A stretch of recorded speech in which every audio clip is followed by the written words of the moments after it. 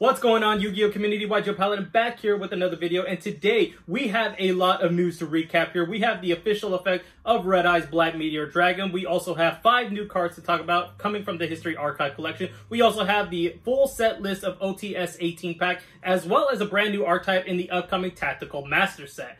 Now, I am very excited for this news, and there is a lot more stuff to cover that I have not even talked about in the intro. But before we get into the news, I wanted to take this moment to talk to you guys about my Instagram page. Not the main one, but the other one that I use to help support the content that I have here. But if you guys want to go ahead and get straight into the news, skip to this timestamp. No worries about that. But if you guys are still here, if you guys would like to help support me and this channel with pack openings and basically anything that I'm doing, try to upgrade my system as well to get a better camera and angle and Funkos, anything like that.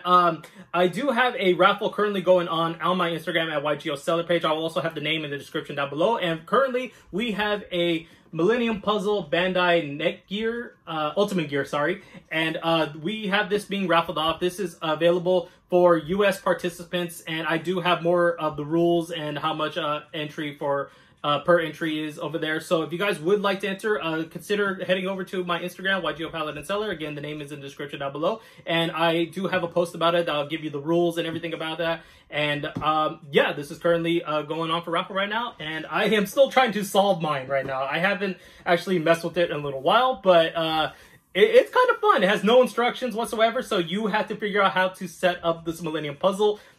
And it's really interesting and kind of complex, honestly. It's kind of complicated to do that. So if you guys would like to help support this channel, consider heading over to that page. I also do sell some cards. I do have some like custom field center stuff that I do as well.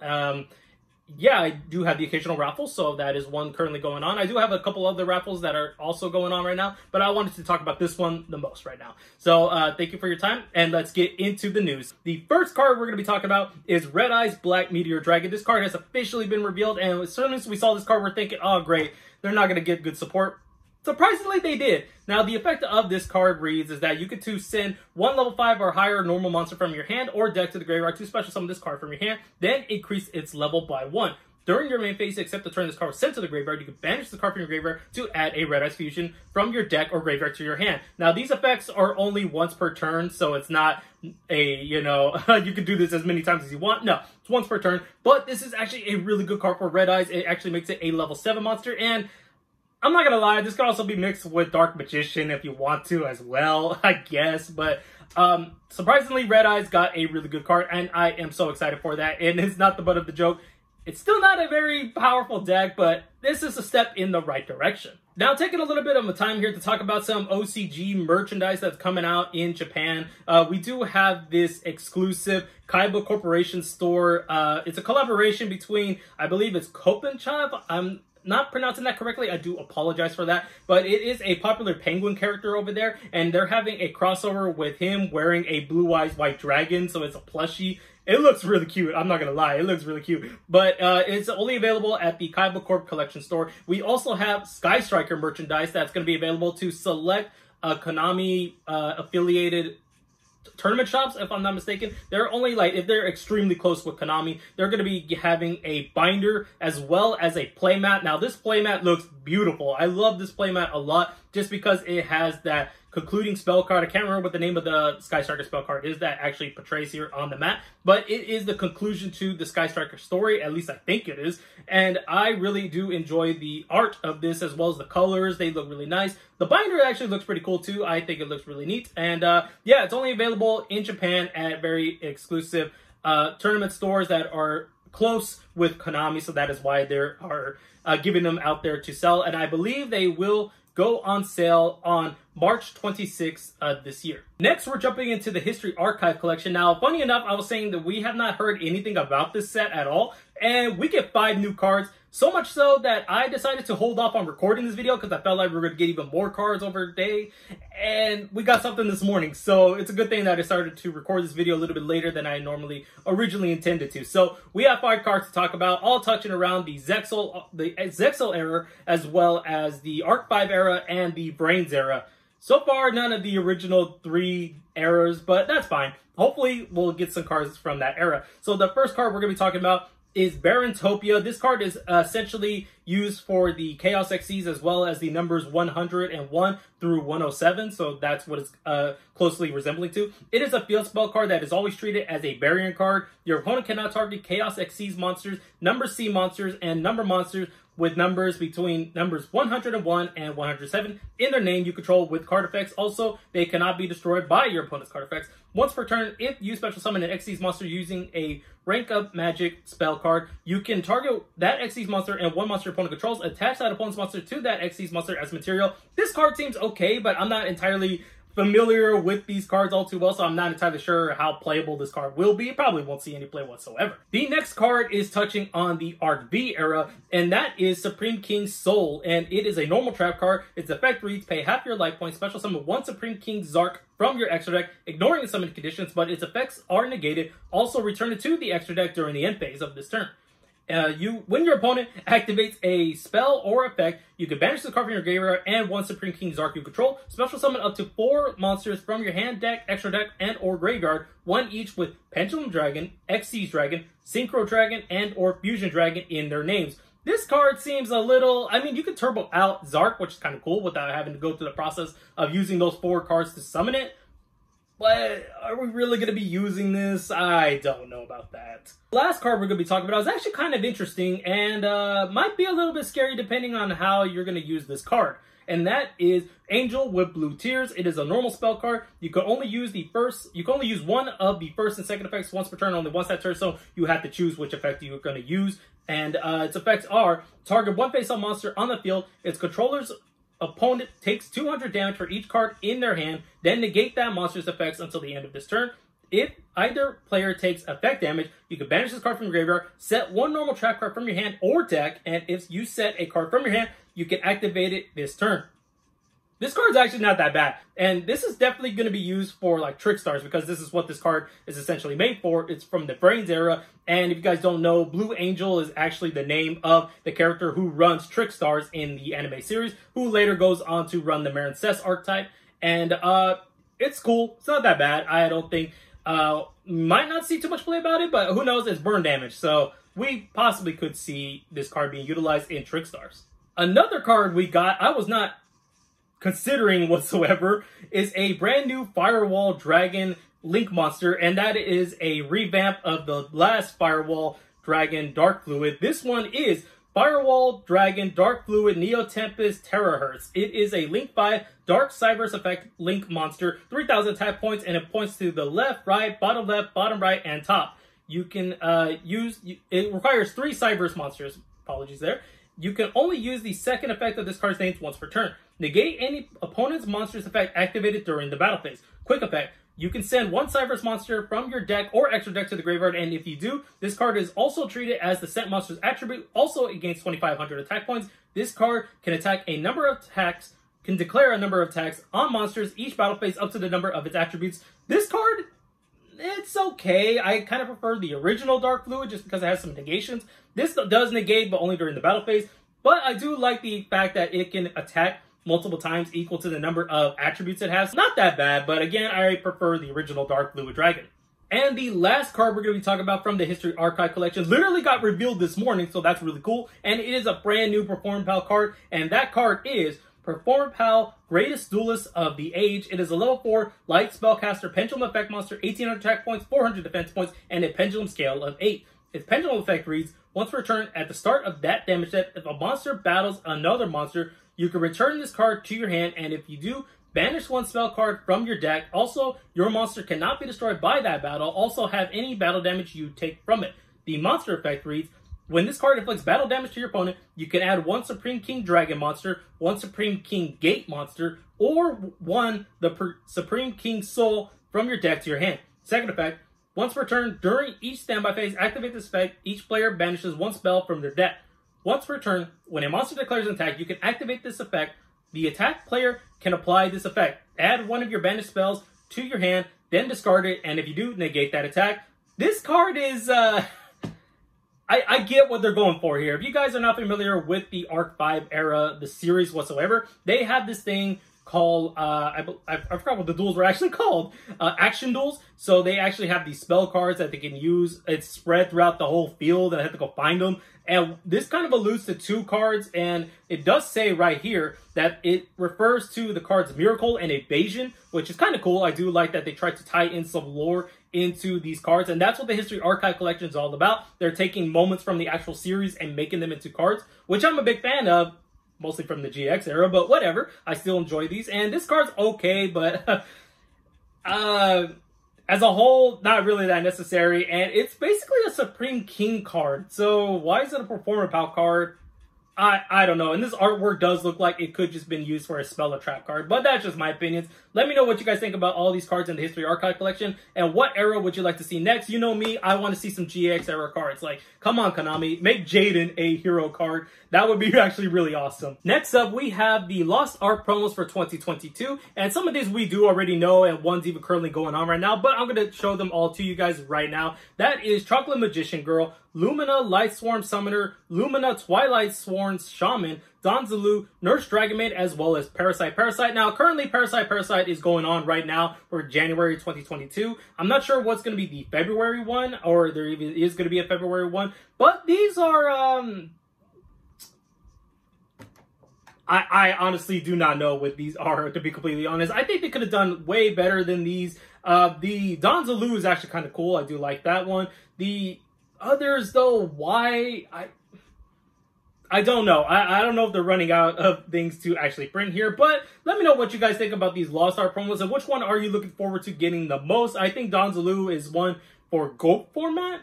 I could be wrong, but there's a reason people are picking up Donzelu that I might not actually know. So let me know. Expand my knowledge in the comment section down below if you guys know the reason why people want to pick up Donzelu a lot more than any of these other cards, aside from the fact that the rest are not that good. Next is the Valuable Book X2. It is a magazine of sorts. I'm not entirely sure what it is exactly, but it does have 2 promos in it, and one of them, well, we're going to talk about, but before I do, there's a couple of things I need to set on this table just for this occasion. Yeah, I have to set up these right now because the first card does talk about Dark Magician and Blue Ice, and that card is Chronicle Sorceress. That is a Dark Spellcaster effect monster, level 4, 1250 attack points and 1250 defense points. You can only use the effect of this card's name once per turn. You can activate one of these effects based on the attributes in your graveyard.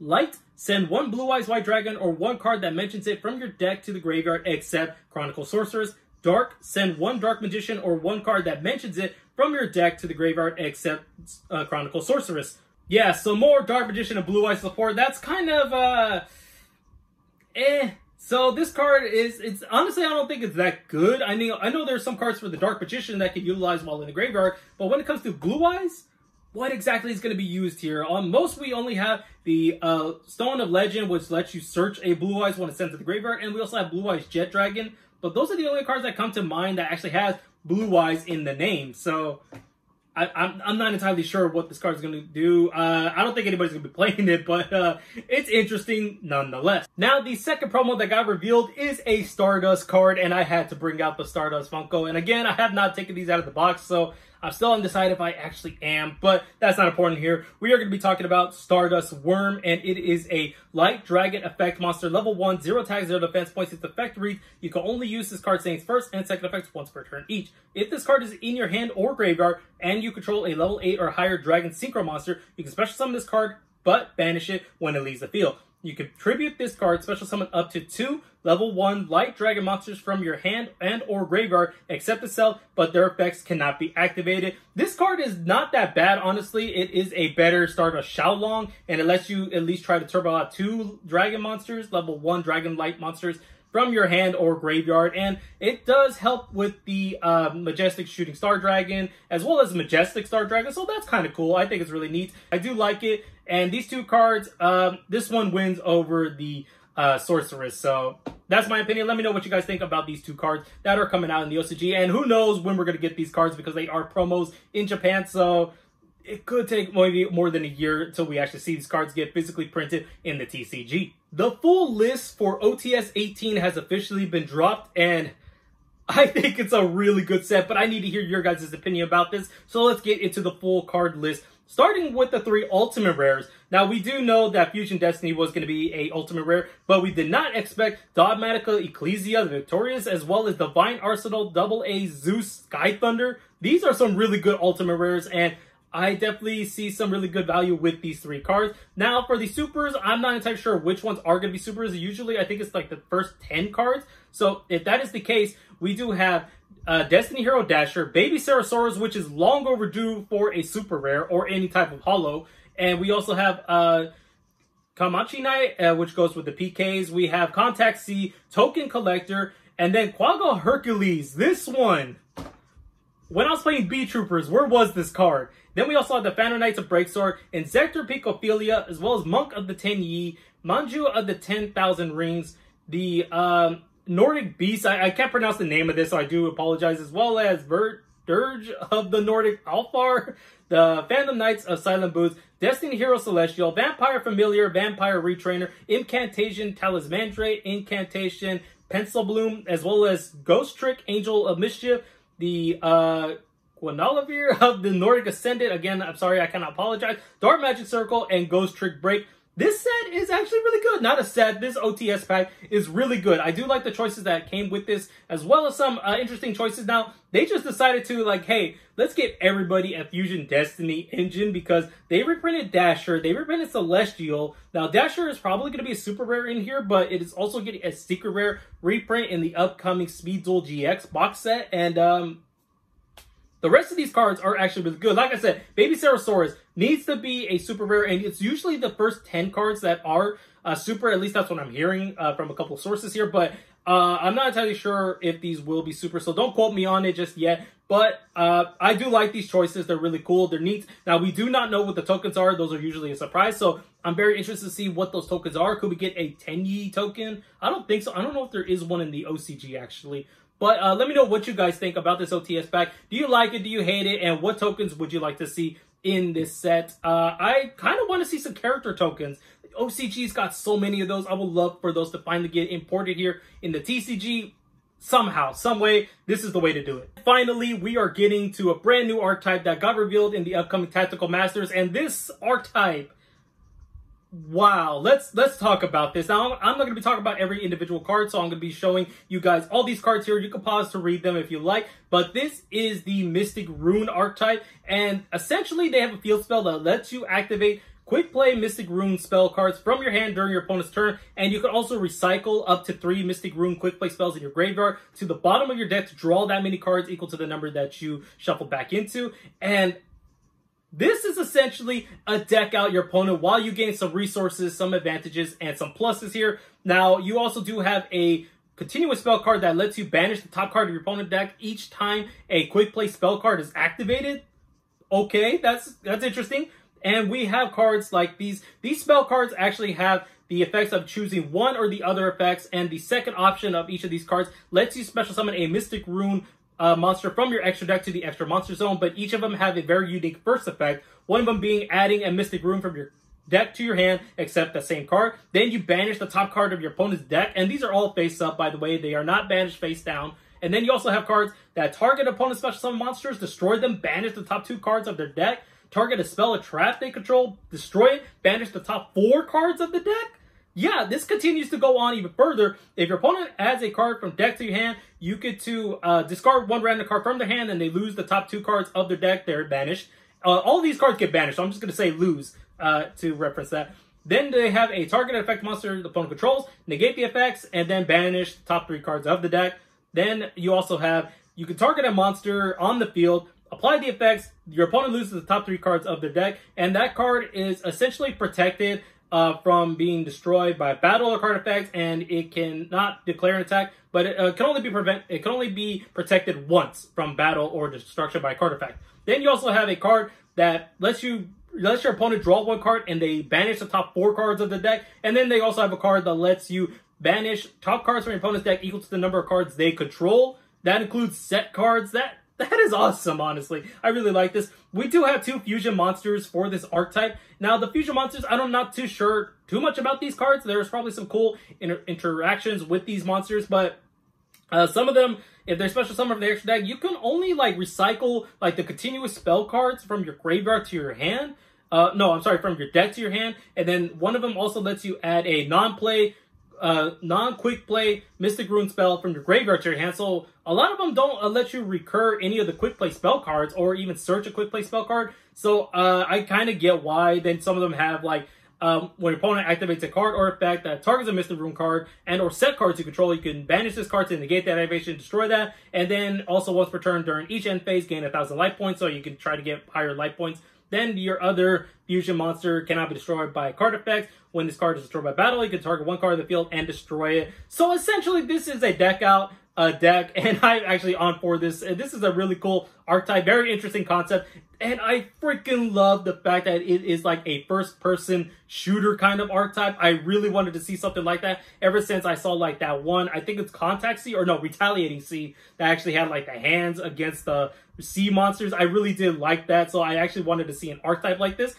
And we actually did get it years later. So I'm so happy that we kind of have some awesome artwork to go with this. Now, this archetype is actually really interesting and very complex too, because I don't know what you're going to be including this with. I'm going to try to play it with Magical Musketeers. This seems kind of like an interesting like mix of those two archetypes. I don't think it's going to be as good, but it is going to be really fun to try to deck out your opponent and have them lose. So let me know what you guys think about this archetype, and will you be picking this up when the Tactical Masters does drop eventually in the future? And that is all the Yu-Gi-Oh! News that we had this week. I know, it was a very long video, so if you guys got this far, thank you so much. I really do appreciate it. I wanted to get everything down in this video. And before we do head off, I do want to say congratulations to Master Duel for having over 10 million installations. And that is really cool. So many players are out there. I've actually been grinding pretty hard with my hero deck, and it's a lot of fun. I really do like it. Now, I really do wish they had best of 3, I'm sorry, but they're not doing that, at least not anytime soon, so hopefully they'll do it eventually. And there is an upcoming XC's tournament. I'm pretty sure there's going to be a lot more information posted later this week. So we'll probably post that on my Instagram if you guys want to see that, or at least on my Twitter. So if you guys want to check those out, be sure to follow my Instagram or my Twitter, which I kind of don't really use, but it's there if you guys just want to follow it. And if you guys want to help support this channel, consider going to my Instagram at YGO Paladin Seller, where I do have the raffle going on for this Ultimate Gear Millennium Puzzle Bandai. And no instructions whatsoever, so could you guys solve the Millennium Puzzle? Find out, enter the raffle. If you win, get this raffle. So thank you guys so much for watching this video. I hope you did enjoy the content. Please hit the like button if you did. Be sure to subscribe to the channel. And this is probably going to be the last time we have a little bit of this news, because we tend to go into like a slow reveal news week. So be on the lookout for that. This won't be like a weekly thing. It'll just be whenever news drops. This just happened to be like a great week for Yu-Gi-Oh! News. So thank you guys again, and I'll see you all in the next video.